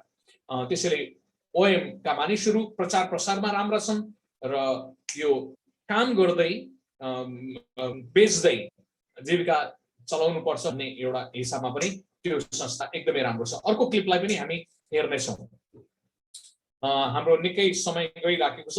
नेपालमा यो ओएम को सेवाकाई चलिराखेको छ। अहिले चाहिँ ट्रेनिङहरू पनि दिएर प्रभुको शिक्षा पनि सिकाउने, इभान्जेलिज्मको प्यासन पनि हालिदिने र भोकेशनल ट्रेनिङहरू पनि दिएर मानिसहरूलाई प्रभुको सेवामा पठाउने काम उहाँले गरिराख्नु भएको छ। अर्को एउटा महान मिशनरी वा प्रेरितको सेवा, यो बोलाउट भएको व्यक्तिको रूपमा हामीले साधु सुन्दर सिंहलाई पनि हेर्न सक्छौँ। ल फेरि तपाईलाई मैले जिज्ञासा राखेँ, साधु सुन्दर सिंहको बारेमा त तपाईले सुन्नु, कतिजनाले सुन्नु भएको छ? यसो हात देखाउनुहोस् त। गुड, हात गुड। सायद भारतको भएको कारणले गर्दाखेरि उहाँको कुरा हामीले सुने बुझेका छौँ र म आफै पनि नयाँ विश्वासी हुँदाखेरि दुईवटा किताबले मेरो जीवनमा ठूलो प्रभाव पारेको छ। करिब करिब 40 वर्ष अगाडि प्रभु येशूको बारेमा म पढ्दै गर्दाखेरि साधु सुन्दर सिंहको एउटा किताब पढेँ। त्यो किताबबाट म धेरै प्रभावित भएँ। उहाँको विश्वासको जीवन, उहाँको प्रकाशका कुराहरू, उहाँको त्याग बलिदानको कुरा। र त्यसपछि रिचार्ड वर्मब्रान्ड भन्ने एकजना व्यक्ति हुनुहुन्छ, यहुदी हो उहाँ। मलाई लाग्छ यो युरोपियन कन्ट्रीहरूको सानो देश चेकोस्लोभाकिया वा रोमानियामा उहाँ सेवा गर्नुहुन्थ्यो अनि त्यहाँको सङ्घर्षका कथाहरू विजेता भन्दा महान भन्ने एउटा किताब पढेर मेरो सुरुको क्रिस्चियन जीवनमा दुईवटा किताबले चाहिँ एकदमै प्रभावित बनाएको छ। त्यसैले साधु सुन्दर सिंहले आफ्नो बायोग्राफी लेख्नुभयो। उहाँको विशेषता चाहिँ हामीले 1889 मा उहाँको भारतको पन्जाबमा जन्म भएको हो। 1929 मा उहाँ अलाप हुनुभयो, कहाँ मर्यो मान्छेलाई थाहा छैन, वा स्वर्गमा उठाइ लाग्नु भएको हो कि भनेर पनि मान्छेहरूले भन्छन्, तर झन्डै उहाँको न शरीर पाउन सक्यो। उहाँ तिब्बतको यात्रामा जानुभयो, त्यसपछि हराई भयो। अब हिउँ पहिरोमा परेको पनि हुन सक्छ, के भयो मान्छेले मारिदिएको पनि हुन सक्छ, नो वन नोज, एउटा मिस्ट्री नै भएको छ। उहाँ पन्जाबको एउटा सिख परिवारको, तपाईले फेटा देख्नुहुन्छ, उहाँले फेटा लगाएर साधुको वस्त्र नै लगाएर प्रचार प्रसार गर्नुभयो र बिहा नगरिकन प्रभुको सेवामा एउटा ठाउँदेखि अर्को ठाउँमा विशेष गरिकन तिब्बतको लागि उहाँ मिसनरी हुनुहुन्थ्यो। तिब्बत उहाँको हृदयमा एकदमै प्यासनेटली बसेको ठाउँ र बेला बेलामा हिमालहरू, त्यो बेलामा अब हेलिकप्टर गाडीको सुविधा नै छैन, हिँड्दै सुसमाचार प्रचार गर्ने काम गर्नुभयो। नयाँ ठाउँहरूमा गएर प्रेरित र अगमवक्ताहरू चाहिँ जग हाल्ने काम भनेर भन्छौँ, उनी पाइनियरिङ स्पिरिट सुरु गर्ने व्यक्तिहरूको रूपमा हामी उहाँलाई देख्छौँ। त्यसैले जागरणकर्ता, अलिकति अगमवक्ताको रूपमा पनि उहाँलाई पछिल्लो चरणमा उहाँको किताबहरू हेर्दाखेरि भारतको मण्डलीको निम्ति उहाँ एकदमै आदरणीय व्यक्ति। धेरै मण्डलीहरूले उहाँलाई स्वीकार गर्यो र उहाँ जहाँ पनि जानुहुन्थ्यो त्यहाँ जागृति सभा विशेष गरिकन शिक्षाको क्षेत्रमा परमेश्वरको गहिरो वचनको प्रकाश उहाँले लिएर आउनुभयो। आजभोलि तपाईले एउटा चर्च हेर्नुभयो भने कालिम्पोङतिर नेपालमा पनि छ, एल्सदाई भन्ने चर्च जो ठुलो रूपमा बढ्दै गएको छ। एल्सदाईको कता कता कनेक्सन हेर्दै जाने हो भने साधु सुन्दर सिंहसँग जोडिएको छ। अब कसरी प्रत्यक्ष रूपमा भनेर भन्दाखेरि पनि अप्रत्यक्ष रूपमा साधु सुन्दर सिंहबाट एकजना अति नै प्रभावित भएको चेला थियो भगत सिंह भन्ने। अनि त्यो भगत सिंह भन्ने व्यक्तिको कारणले गर्दाखेरि भारतमा यो एल्सदाईको मुभमेन्ट सुरुवात आयो। आत्मिकतामा गहिरो अवस्थामा जाने हिसाबले त्यो व्यक्तिको सेवकाई जोडेको छ। त्यसैले उहाँले प्रत्यक्ष रूपमा मण्डली सुरु गर्नु भएन। साधु सुन्दर सिंहले पास्टरको रूपमा उहाँलाई बोलायो, तर उहाँले म प्रचारक हुँ र प्रभुले मलाई विभिन्न जग्गामा जानलाई बोलाउनु भएको छ भनेर आफ्नो प्रेरितीय वरदान अनुसार नै जानुभयो र पास्टर भएर बसेको भए उहाँले आफ्नो वरदानलाई मार्नुहुन्थ्यो, सीमित गराउनुहुन्थ्यो। त्यसैले आफ्नो वरदानलाई चिनेर हामी आफ्नो सेवा अनुसार गर्न आवश्यक छ। मैले तपाईलाई सुरुमा पनि बताएँ, मलाई अमेरिकामा पढ्न जाँदै पास्टरको रूपमा निम्तो आएको थियो। तपाईँ ग्रेजुएसन हुन साथ, कलेज सिद्धिन साथ पास्टर बन्नुहोस्। मैले भने माफ गर्नुहोस्, धन्यवाद, म नेपालको निम्ति बोलाइएको व्यक्ति हुँ। फेरि काठमाडौँमा पास्टरले फेरि मलाई भन्नुभयो, मेरो एजी चर्चको पास्टरले, सुखदेव तिमी चितवन नजाऊ, तिमी यही चर्चमा एजी चर्चमा पास्टर भएर बस्छ। मैले भने धन्यवाद दाजु, परमेश्वरले मलाई पास्टरको सेवकाईको निम्ति खासै बोलाउनु भएको होइन, म टिचरको सेवकाईको निम्ति बोलाउनु भएको भनेर म यहाँ चितवनमा आफ्नै ठाउँमा आएँ। र प्रभुले दिनुभएको सेवा चाहिँ हामीले गर्न आवश्यक छ। र नेपालमा चाहिँ सबैलाई पास्टर पास्टर पास्टर बन्ने रहर छ। म जवान भाइ बहिनीहरूलाई उत्साह दिन चाहन्छु, तपाईको वरदान टिचर हो भने, मेजर केही कुरा छ भने त्यो बिल्डअप गर्नुहोस्। तपाईँ प्रेरित हो भने, अगमवक्ता हो भने, प्रचारक हो भने त्यो गर्नुहोस् है। तपाईले सबैले कल्चरली यो हुनुपर्छ भनेको कारणले पास्टरै भन्ने बन्नुपर्ने भन्ने हिसाबमा जानुभयो भने तपाईँ गराउँछ र तपाईँले आफैले थुप्रै पासो लगाएर तपाईँ जो प्रभुले दिनुभएको छ त्योभन्दा दायाँ बायाँ जानु भनेको आफूलाई पासो लगाउनु हो। र तपाईँले असीमित परमेश्वरले तपाईँकोमा जो असीमित काम गर्न चाहनुहुन्छ आफूलाई सीमित बनाउने प्रयास गर्नु हुँदैन। अर्को क्लिपलाई पनि हामी हेरौँ है त। पादरी गंगा प्रसाद प्रधान अर्को एउटा महत्त्वपूर्ण व्यक्ति। हुन त उहाँलाई पादरी भनेर भनिन्छ, पादरी भनेको इन्डियामा पास्टरलाई पादरी साहेब भनेर भनिन्छ, त्यसैले उहाँलाई पनि पादरी भनेर भनिन्छ किनभने नेपाली मूलको पहिलो पादरी साहेब भनेको गंगा प्रसाद प्रधान नै हो। उहाँ पास्टर चाहिँ पहिलो पास्टर उहाँ नै हुनुहुन्छ। उहाँको जन्म चाहिँ काठमाडौँमा भएको हो, नेवार परिवारको, तर पछि उहाँ दार्जिलिङमा जानुभयो, दार्जिलिङमा नै पढ्नुभयो। जुलाई 4 तारिकमा उहाँको जन्म भएको 1851 मा र 1932 मार्च महिनामा उहाँको मृत्यु भएको छ। र उहाँ चाहिँ नेपाली मण्डलीमा यी कुराहरूको निम्ति एकदमै परिचित हुनुहुन्छ। याद गर्नुहोस् है त, उहाँ पहिलो नेपाली बाइबल अनुवादक हुनुहुन्छ नेपाली भाषीको हिसाबले।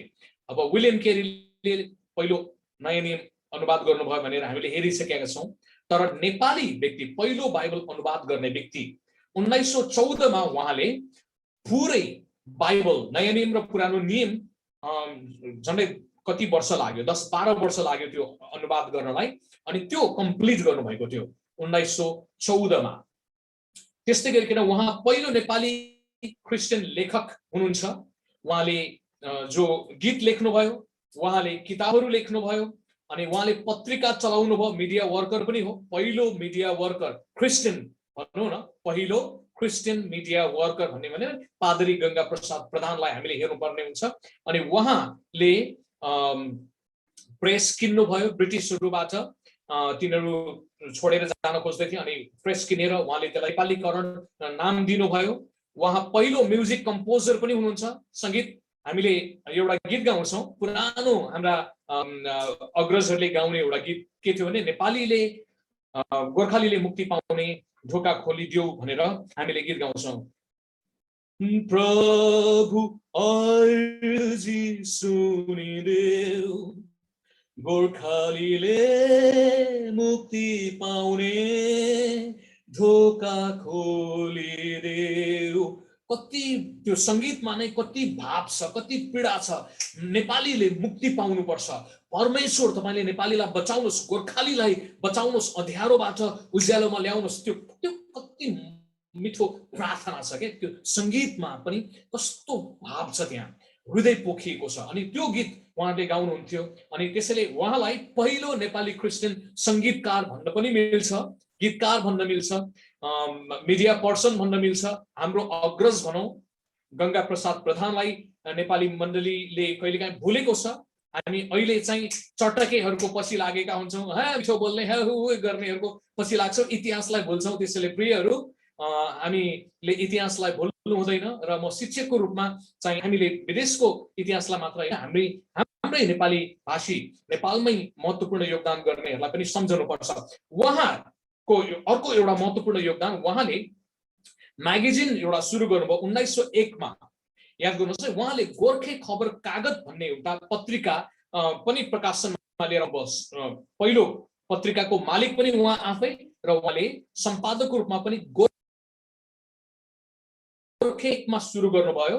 र नेपालमा गोर्खा पत्र सुरु भइसकेका थिएन, तर यहाँका मान्छेहरूले ओहो गोर्खे खबर कागज भने त त्यो लामो हो, खबर कागज के गर्ने, त्यसैले गोर्खा पत्र भनेर सजिलो गरेर मिठो क्याची शब्द यताकोले बनाइदियो। अब त्यो बेलामा द्वन्द के थियो भने एउटा चाहिँ काशीतिरको बाहुनवादबाट प्रभावित शब्दहरू, हिन्दू धर्मबाट यो पण्डित्याई गर्न जाने व्यक्तिहरूबाट चलेको भाषालाई प्रयोग गर्ने, तर पादरी गंगा प्रसाद प्रधानले चाहिँ झरा शब्दहरू जनजीवनमा मेची पारी उहाँले त्यो शब्दहरूलाई प्रयोग गर्नुभयो। त्यो कारणले गर्दाखेरि पनि सायद मान्छेहरूले यो चाहिँ अशिक्षित मान्छेहरूको शब्द हो भनेर पनि उहाँ बाहुन नभएको कारणले गर्दाखेरि पनि उहाँलाई ओझेलमा पारियो। नत्र नेपाली इसाई जगतको लागि मात्रै होइन, नेपाली पत्रकारिताको क्षेत्रको लागि पनि उहाँले जुन पत्रिका सुरु गर्नुभयो गोर्खा पत्र भन्दा जेठो गोर्खे खबर कागज हो।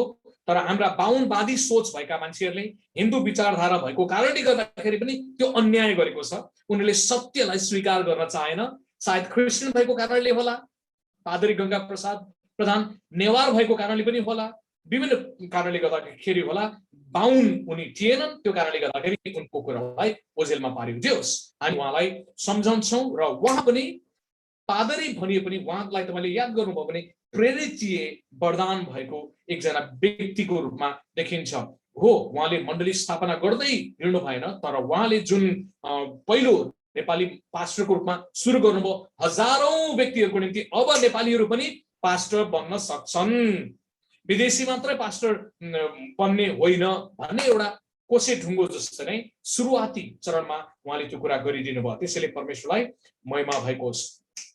समयको कारणले गर्दाखेरि बिली ग्राहमको बारेमा अलिकति हाइलाइट गरौँ। हुन त उहाँ प्रचारक हो, तर पनि पछिल्लो चरणमा उहाँको सेवकाईलाई हेर्दै गर्दाखेरि उहाँकोमा प्रेरितीय गिफ्ट पनि देखिन्छ। धेरै जसो प्रचारक तर प्रेरितको रूपमा पनि। नोभेम्बर 7 तारिक 1918 मा उहाँको जन्म भएको। मार्च 21 तारिक 2018 मा उहाँको मृत्यु भयो। उहाँलाई इभान्जलिस्ट र क्रुसेडरको रूपमा मान्छेले संसारले चिन्छ। उहाँले टेलिभिजन मिनिस्ट्री सुरु गर्नुभयो, पाइनियरिङ व्यक्तिको रूपमा। झन्डै 60 वर्षसम्म टेलिभिजन मिनिस्ट्री उहाँले गर्नुभएको कुरा उहाँसँग रिलेटेड मान्छेहरूले गर्नुहुन्छ। म्यागजिनहरू लेख्नुभयो, डिसिजन म्यागजिन भन्ने कुरा, किताबहरू लेख्नुभयो र उहाँको सेवकाईद्वारा, क्रुसेडरद्वारा 32 लाख भन्दा बढी मानिसहरूले प्रभु येशूलाई मुक्तिदाता भनेर ग्रहण गरे भनेर उहाँहरूको मिनिस्ट्रीले रिपोर्ट गरेको छ। याद गर्नुहोस्, 32 लाख मानिसहरूले। त्यसैले 185 भन्दा बढी देशहरूमा उहाँको सेवकाई भयो। त्यो अर्थमा पनि म उहाँलाई प्रेरितीय प्रचारक भन्न रुचाउँछु। त्यो एपोस्टोलिक मिनिस्ट्री पनि हो उहाँकोमा। यो अमेरिकाले मात्रै उद्धार पाउने भन्ने कुरा छैन, तर सारा संसारभरि त्यो इम्प्याक्ट उहाँले राख्नुभयो। उहाँको अर्को विशेषता, उहाँ नेटवर्किङमा विश्वास गर्ने व्यक्ति, टिम बिल्डअप गर्नुभयो। एउटा बिली ग्राहमको मिनिस्ट्री नै छ। अहिले पनि उहाँको छोराहरूले त्यो सामाजिक सेवाको च्यारिटी संस्था पनि चलाइराख्नु भएको छ र मानिसहरूलाई तालिम दिने, प्रचारक कसरी बन्ने, कसरी राम्रो तरिकाले प्रचार गर्न सकिन्छ भन्ने तालिम पनि दिने एउटा संस्था भएको कारणले गर्दाखेरि त्यो प्रेरितीय संस्थाको रूपमा पछिल्लो चरणमा उहाँ बदलिनु भयो र उहाँको कारणले गर्दाखेरि संसारमा धेरै मानिसहरू आशिषित भएका छन् र हजारौं पास्टरहरूले बिली ग्राहमलाई पास्टरहरूको पनि एउटा सिनियर आदरणीय अग्रजको रूपमा सल्लाह सुझाव लिन्थ्यो। राष्ट्रपतिहरूलाई पनि उहाँले सल्लाह सुझाव दिनुभयो। मण्डली इतिहासमा मात्रै होइन, तर बाहिर सेकुलर फिल्डमा पनि उहाँ त्यत्तिकै महत्त्वपूर्ण। अर्को एउटा उहाँको राम्रो देन चाहिँ के छ भने अमेरिकामा उहाँहरूको समयमा अहिले पनि कालो र गोरोको बीचमा विभेद छ के। कालो मान्छे र गोरो मान्छे। किन कालोलाई हेपेको भन्दाखेरि कालो त पहिला त तिनीहरूको नोकर थियो, दास थियो, कमारा थियो। अब यिनीहरू पढे, शिक्षा ल्याए, फ्रिडमका कुराहरूमा आए अनि त्यसपछि उनीहरू पनि माथि प्रगति गर्दै जाँदाखेरि उनीहरूलाई डाहा जलन भयो। कहिलेकाहीँ हाम्रो देशमा दलित भनिएका, उत्पीडित भनिएका मान्छेहरूको उन्नति प्रगति देख्दाखेरि अरू विशेष गरिकन बाहुनवादको आत्माले पक्रेका बाहुनहरूलाई निकै रिस उठ्छ। दलितहरूले उन्नति प्रगति गर्यो भनेर वा यी मतवालीहरूले प्रगति गर्यो भनेर उनीहरूलाई जलन हुन सक्छ नि। सबै बाहुनहरूलाई त्यस्तो हुँदैन, तर बाहुनवादको आत्माले पक्रेका मान्छेहरूलाई अरूको उन्नति देख्न मन लाग्दैन। त्यस्तै बेलायती अमेरिकनहरूले गोराहरूलाई यो गोरा चाहिँ स्पेशल जाति, काला चाहिँ तल चर्च फरक थियो, उनीहरूको बस्ती फरक थियो। तर बिली ग्राहम यस्तो व्यक्ति हो, त्यस्तो त्यो जातीय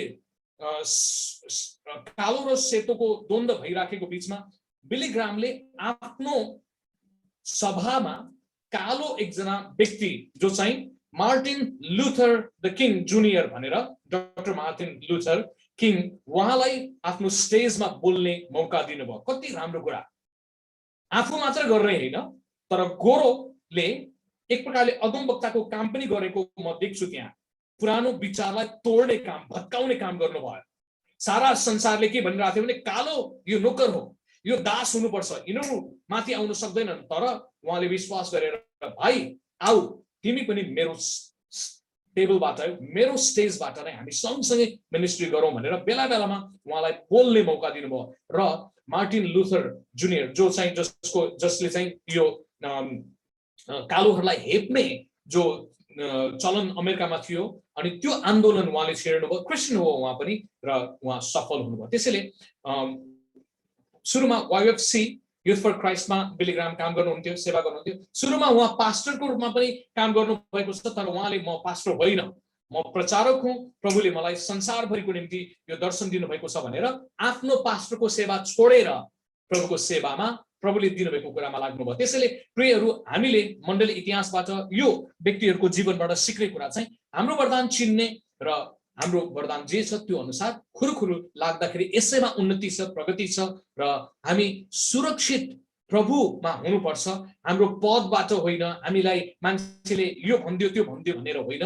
र तपाईको वरदान जे छ, तपाई यो 5 पोलमा नहोला, तपाई डिकन होला, एल्डर होला, वा तपाईको बिजनेसतिर अन्य क्षेत्रमा होला, तपाईको जे छ तपाईले त्यो कुरामा सन्तुष्ट भएर गर्ने र प्रभु तपाईले यो 5 पोल मिनिस्ट्री जो छ यसको निम्ति मैले के गर्न सक्छु भनेर तपाईले प्रार्थना गर्न सक्नुहुन्छ, मान्छेलाई उत्साह दिन सक्नुहुन्छ। र यो टिचिङ तपाईलाई मन पर्यो भने तपाईले शेयर गर्न सक्नुहुन्छ, तपाईको आफ्नो साथीहरुको बीचमा शेयर गर्ने। यसरी पनि हामीले यो टिचिङलाई प्रमोट गर्न सक्छौं, किनभने यो टिचिङ आफैमा नेपाली मण्डलीको निम्ति यो नयाँ एक प्रकारको भन्यो भने बुई असुरक्षित पास्टरहरु डराउनुहुन्छ यो टिचिङमा। सुखदेवले यो हल्ला गर्ने मान्छेले के लिएर आउँदैछ भनेर कहिलेकाहीँ असुरक्षित भएको पनि मैले पाएको छु। त्यसैले यो बाइबली शिक्षा हो र प्रेरितको जमाना गएको छैन, अहिले पनि छन् र जन्मेको नजन्मेका प्रेरितहरू पनि छन्, अगमवक्ता पनि छन्, पास्टर पनि छन्। भविष्यमा पनि प्रभु येशूको आगमन नभएसम्म यो वरदान चाहिँ रहिरहन्छ भन्ने कुरा चाहिँ बाइबलले बताउँछ। यो मेरो विश्वास हो र मैले तपाईलाई यी कुराहरू प्रमाणको रूपमा पनि बाँडचुँड गरे। धन्यवाद। समय मेरो पक्षबाट भन्ने कुराहरू सकेको छ र अब केही प्रश्न जिज्ञासा छन् भने हामी त्यो कुरामा पनि जान्न चाहन्छु। र तपाईलाई अर्को जानकारी दिउँ, आज म मेरो गाउँको पृष्ठभूमिको ब्याकग्राउन्डबाट बोल्दै थिएँ। तपाईले मेरो ठ्याक्कै घरको पछाडिको दृश्य हो यो। हामी गाउँमा छौँ, मकै हार्भेस्ट गर्ने बेला भइराखेको छ, डाँडा अलिकति देखिन्छ, अनि हामी खेती किसान गर्छौं। आजभोलि तपाईले हाम्रो घरतिर दिउँसोको दृश्य हेर्नुभयो भने मकै चाहिँ छोडाउने, त्यसलाई उगर्ने, जतन गर्ने अनि धानको लागि तयारी गर्ने काम पनि गरिरहेका छौं। ओके, तपाईहरु पनि गर्दै हुनुहुन्छ होला। मैले धेरै कुरा बोले, मेरो समय सकेको कारणले गर्दाखेरि भाइ सिमोन तपाईलाई फेरि फिर्ता दिन चाहन्छु। यदि प्रश्न जिज्ञासा केही फिडब्याक छन् भने हामी कुराकानी गर्न सक्छौं। धन्यवाद। प्रभुको आशिष तपाईहरु सबैसँग रहेको छ। जय मसीह।